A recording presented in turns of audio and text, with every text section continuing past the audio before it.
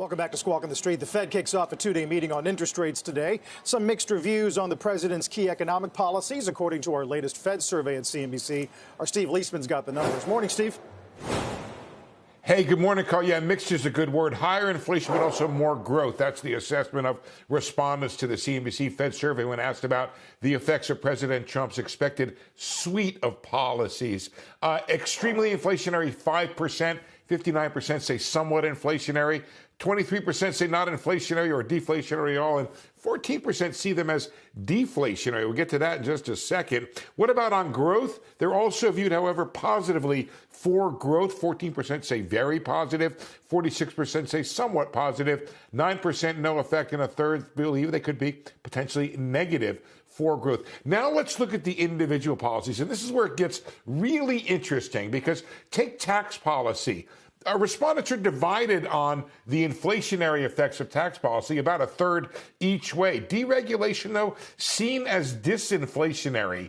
You can see they're going to the right there. But then look at immigration and tariff policy, both seen as negative, pushing inflation higher. Now let's take a look at it from a growth standpoint. Well, tax policy, they love this one, good for growth. Same with deregulation, very positive for growth, but not the immigration and not the tariff story, both seen as negative for growth. Mark Zandi from Moody's Analytics writes, while the U.S. economy is on strong fundamental ground, much higher tariffs and significant immigration deportations will diminish it, and taken too far could undermine it. Then there's Drew Mattis of MetLife Investment Management. He writes in, regulatory relief is a core feature of the incoming administration's plans and will be a key driver of increasing economic activity. Real quick on the inflation expectations, still expecting two cuts, a little less confident. Both those numbers are down, the 65% expecting two cuts this year and the 61% expecting one cut in 2026.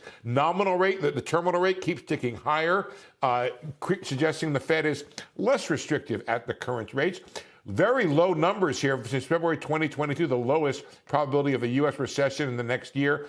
And 36% now think Trump will respect Fed independence. That's down from 56% after the president demanded lower interest rates. So all these uncertainties over policies, along with sticky inflation, explains why the Fed already delivered 100 basis points of cuts.